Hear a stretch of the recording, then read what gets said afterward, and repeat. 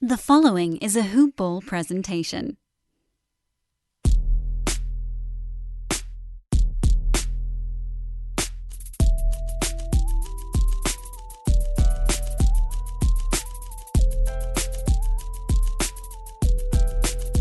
Hello, Hoop Ball Lakers family, and welcome back from a hopefully happy Thanksgiving holiday.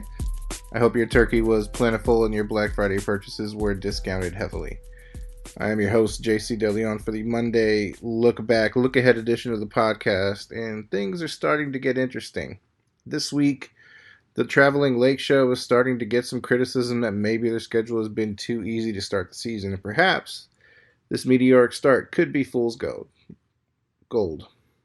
And we'll dive into the numbers of a fan favorite, Alex Caruso, and see if we can uncover just what makes him so darn essential to this team's success. So, let's get it cracking.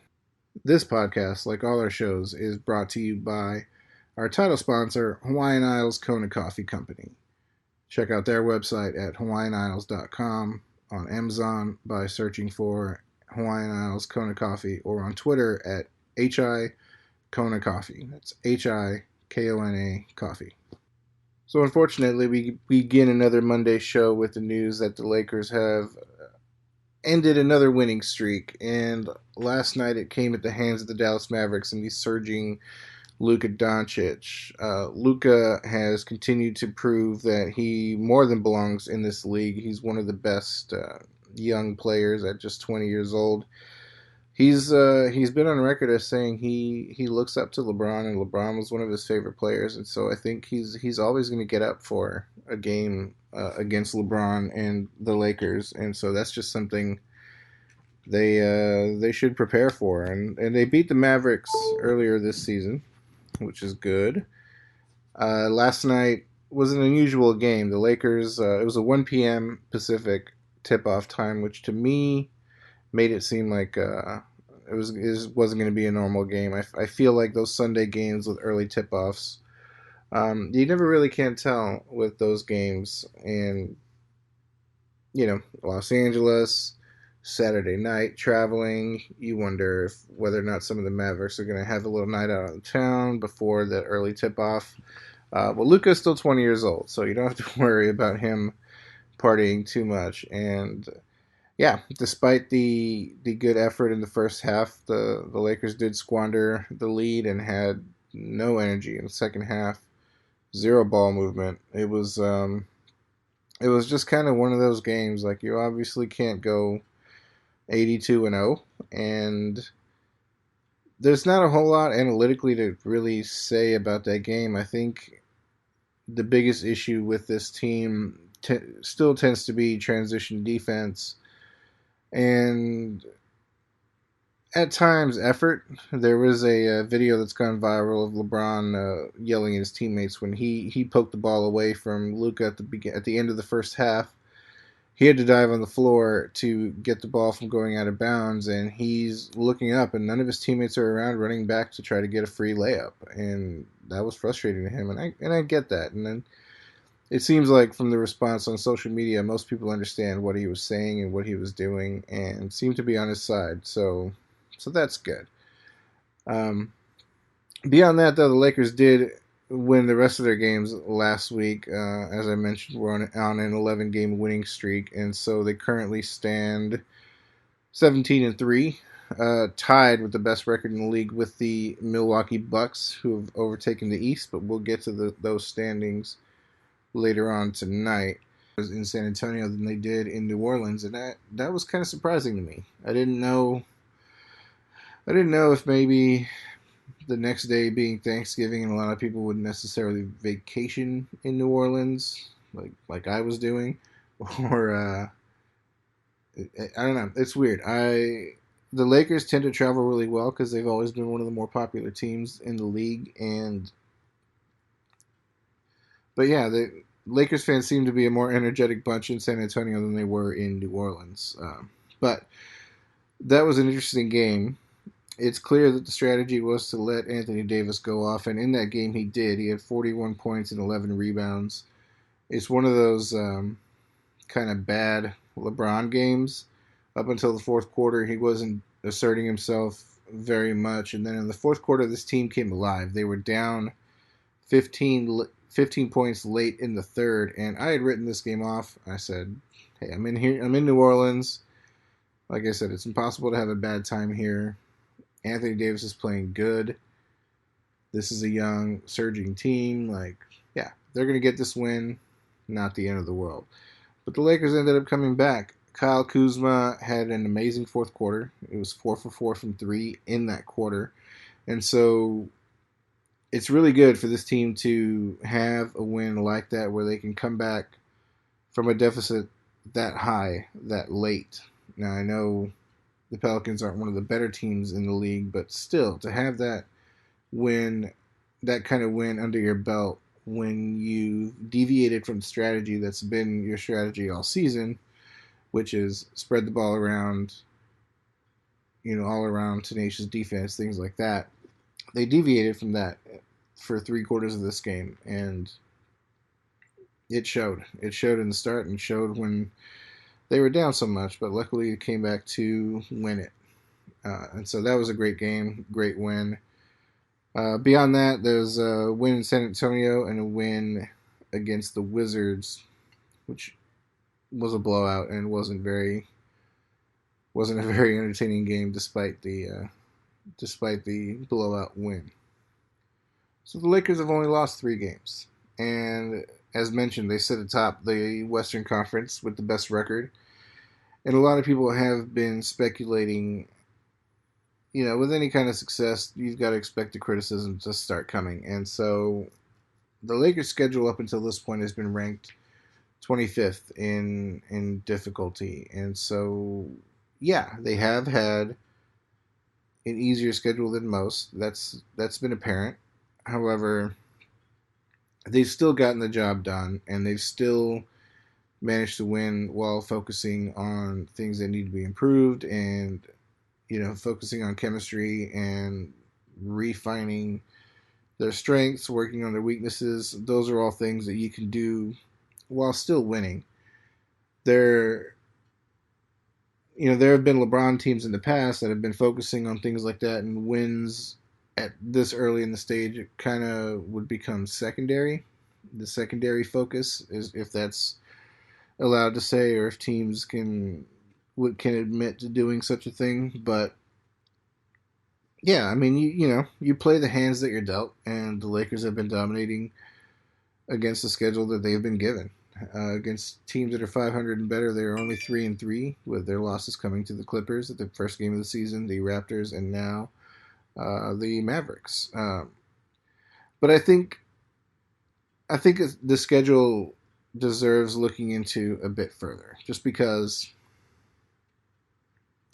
while coming into the season, it did seem like it was going to be a wide open season this year because of how bad the Warriors were going to be.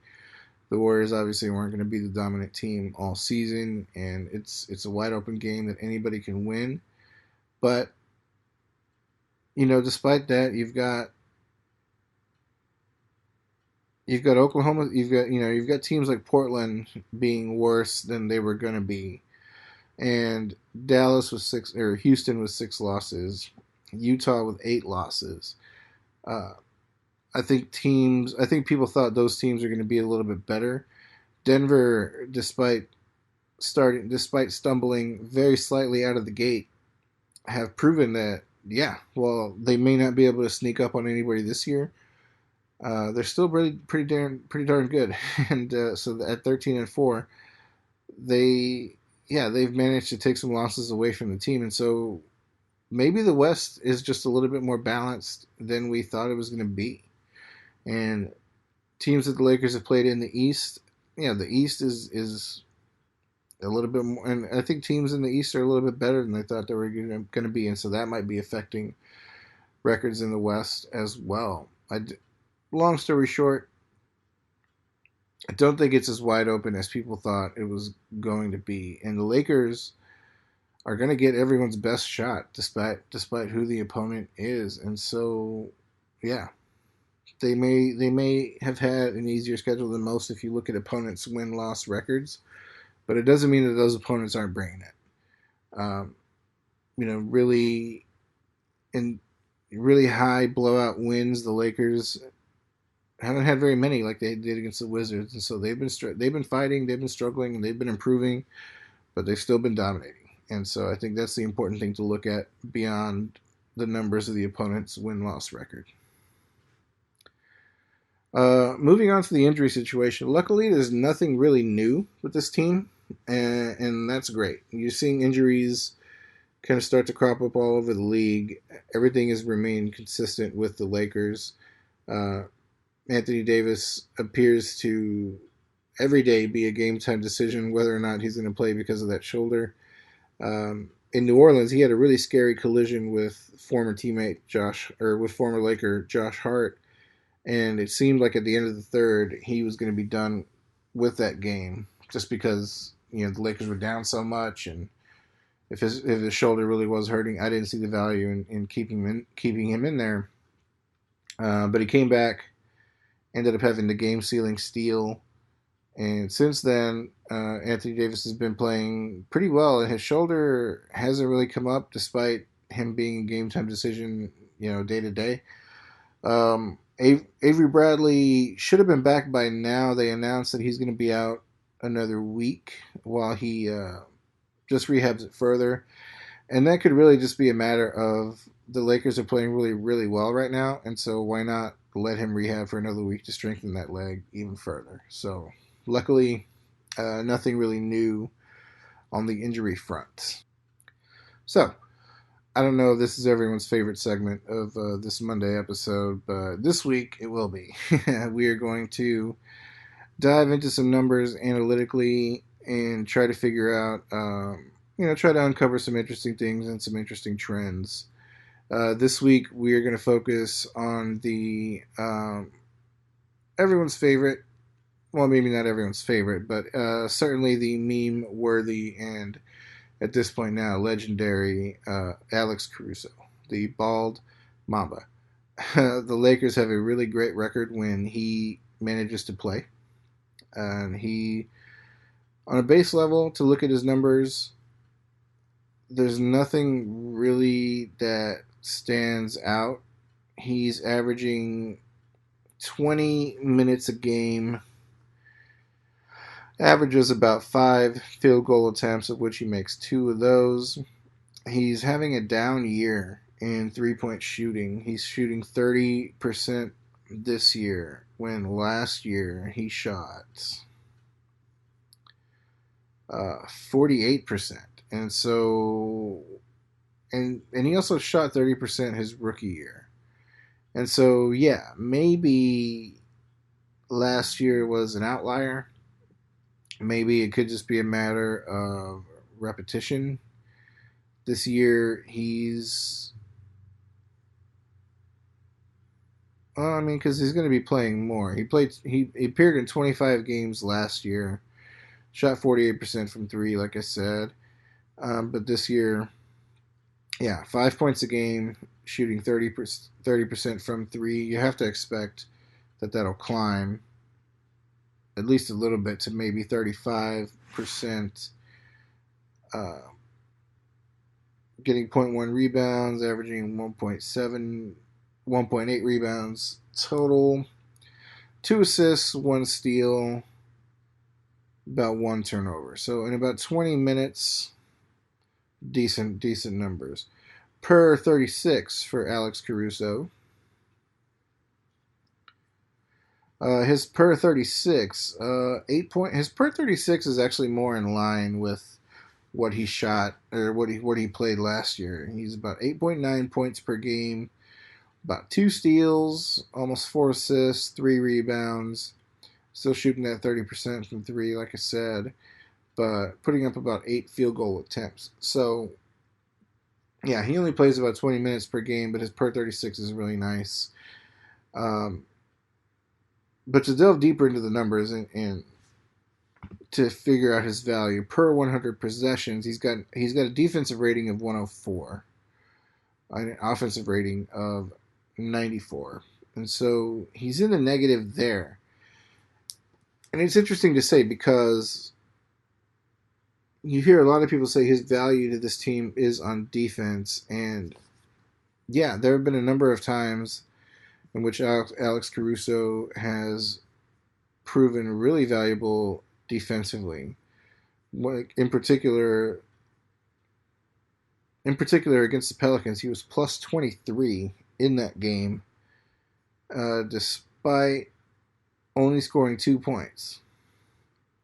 And so he had a defensive impact in that game. The second half, Drew Holiday didn't have as great of a second half as he did the first half, and so basically what I'm trying to say is, as fun as it is to dive into the numbers and as important as I made it seem a minute ago, Alex Caruso does prove that he is one of those strange anomalies in that his contribution to this team goes way beyond the numbers.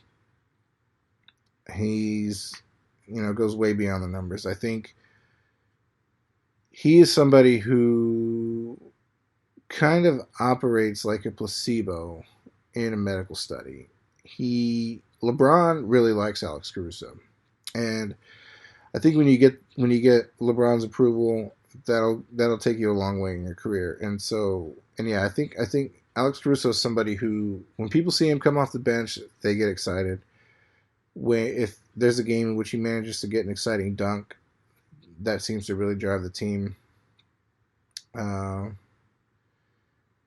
I think he's just one of those players that psychologically does kind of lift up your spirits because you like playing with him, and he's an unselfish guy, and he's going to do all the little things that help you win, but and it's going to make you play better in the end. But yeah, what it really is, where his value really is on ball defense, in which almost nothing you can do on ball defense, with the exception of steals, would show up on any stat sheet, no matter how you look at it analytically. So Alex Caruso has proven to be a great on-ball defender. Lifts up the psyche of his teammates. Yeah, those are all things that he's been excelling at, and so yeah, it's easy to see why he's a fan favorite. He's only 24 or 25 years old. He's balding already. He looks like an older guy, but yeah, he's extremely capable of bringing exciting plays to this team, and so yeah, I think it's easy to see how he provides a lift to this team mentally, if he doesn't do it statistically. So yeah, looking into the numbers, there's not a whole lot here that we can really, divulge. His box plus minus, and box plus minus, for those that don't know, it's a box score estimate of the points per 100 possessions a player contributed above a league average player. And so his box plus minus is a negative 1.5. And, most of the players on this team are positive in some way. The biggest being LeBron and Anthony Davis. But yeah, he's got a true shooting percentage of above 50%, which is good.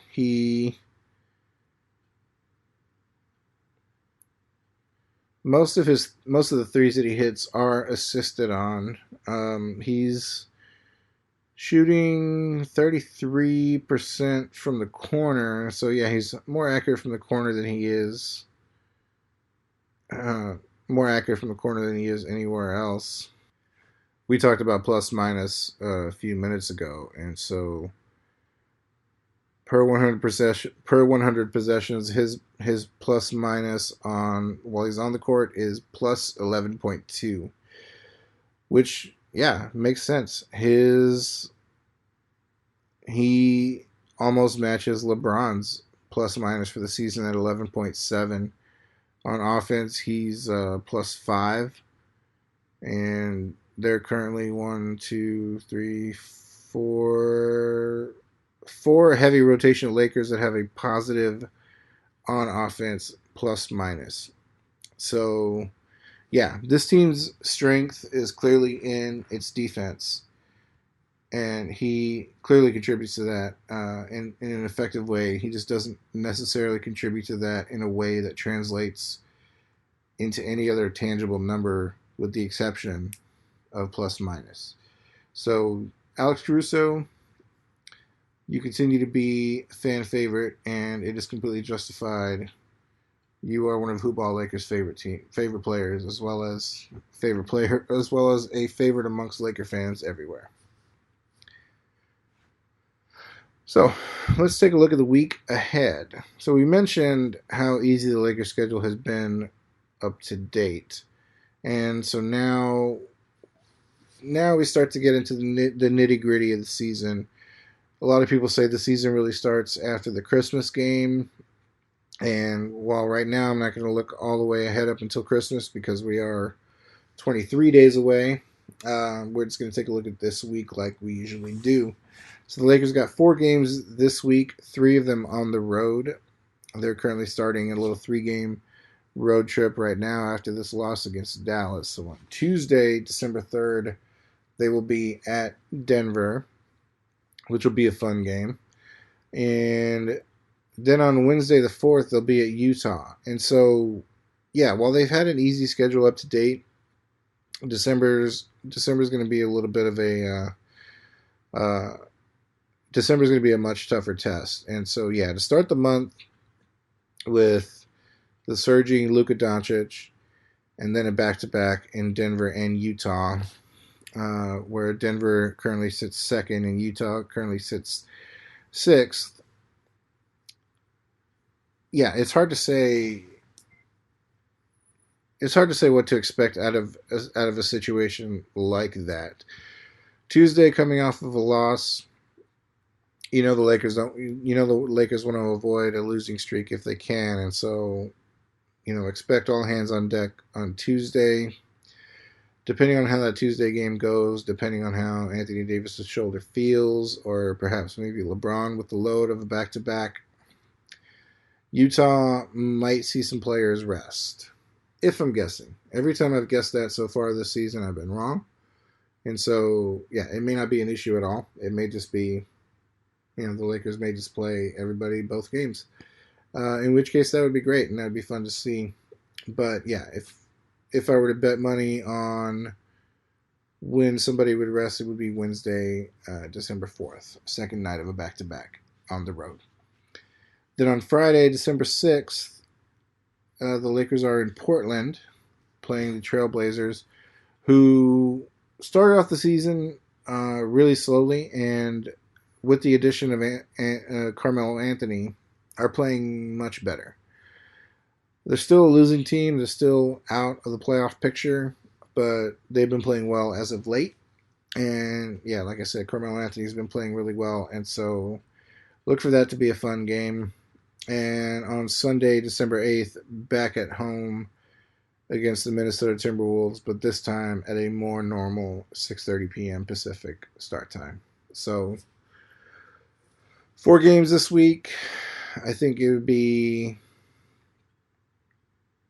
it's getting harder and harder to expect perfect weeks as the season will progress. And so, if the Lakers can come away from this week 3-1, 2-1 out of this road trip, and then closing out the week with the win against Minnesota at home, that'd be really fantastic. And yeah, it'd be a great way to end the week. I think to play really well against 2 teams like Denver and Utah will quell a lot of the schedule talk and how easy the schedule has been. So yeah, look for the Lakers to come out firing on all cylinders on Tuesday and possibly Wednesday, despite the possibility that somebody might rest. And to close out this week, let's take a look at the league-wide standings like we usually do. That's always a fun exercise. So we mentioned atop the East and the West, we've got Milwaukee and the Lakers currently sitting at the same 17-3 mark. Denver, as mentioned earlier, is number 2 in the West at 13-4. The Clippers are surging, 15-6 in the number 3 spot. Now that Anthony Davis and Paul George have played a few more games together, they prove to be a scary team defensively. They don't provide a ton of firepower offensively, but that could just be. It could just be, the team, now that the team is fully formed, they're taking some time to really kind of get to full strength. It's hard to really evaluate. I think we won't know a lot about this Clippers team truly, other than they're really good right now, and that's obvious. But I think we'll learn a lot more about this team on Christmas when they play the Lakers.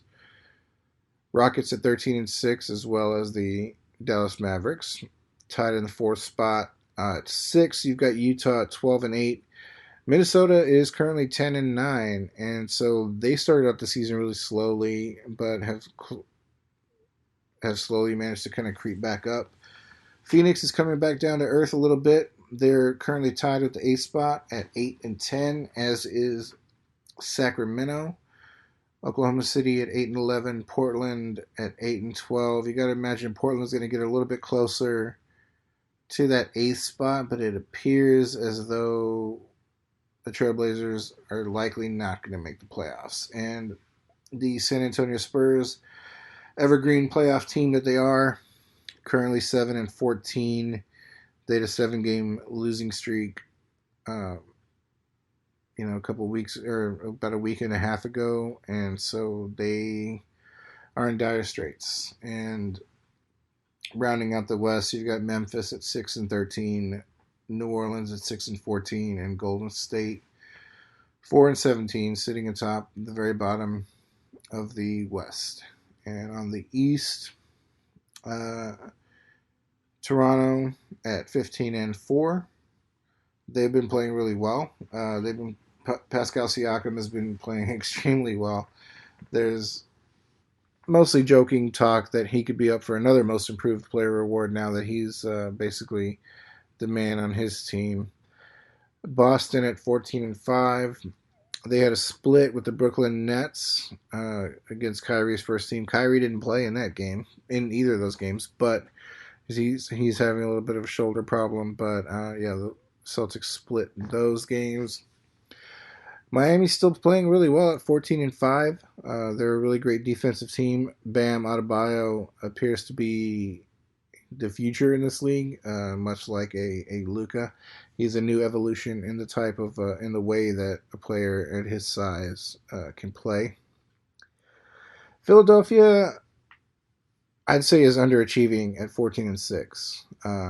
Joel Embiid had a game in which he scored 0 points, and that game was against Toronto. And if ever there was a team that Joel Embiid should not go scoreless against, it would be Toronto. He's on record as crying after the way Toronto beat Philadelphia last year. He's got that much passion about winning. For him to play against Toronto and have a scoreless night, that's a really bad look for this team. They'll be another good offensive team, or they'll be another good team to watch throughout the regular season. I don't foresee a ton of playoff success with this team. I still don't think the Ben Simmons and Joel Embiid experience is working out as well as it potentially could be. Indianapolis at 12-7. They're playing really well. Malcolm Brogdon is playing extremely well, and at some point they're going to get Victor Oladipo back, and so it's hard to know whether or not this is a scary team. But right now they appear to be. Brooklyn at 7th at 10-10, and that's a massive underachievement from this team. Even though I know Kevin Durant is not going to play this season. Kyrie's proving that he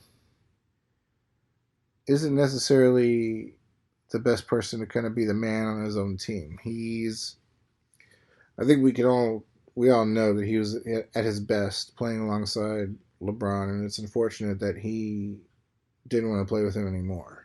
And I think it's only been proven more and more as the seasons go on.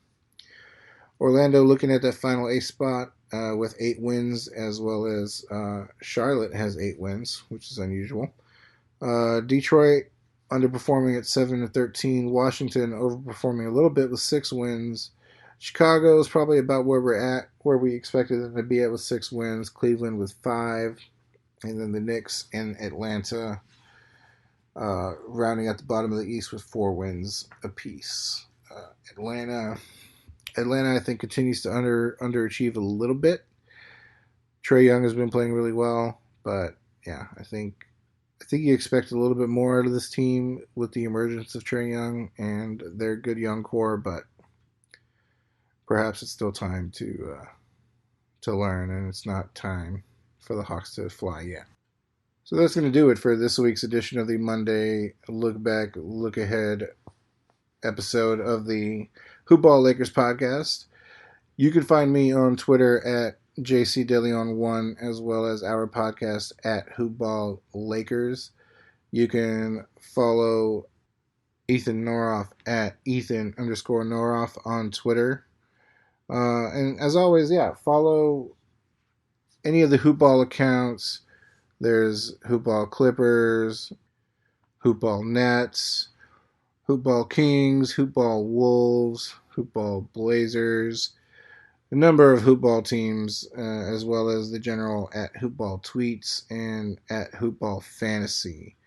Dan Bespris, who tweets out Tweetstorm every night with fantasy updates. You'll want to follow him at Dan Bespris, DANBESBRIS.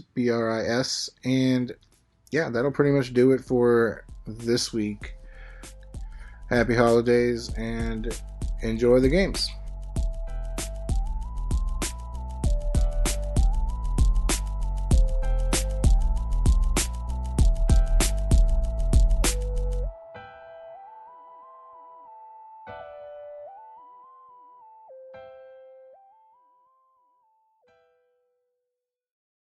This has been a Hoop Ball presentation.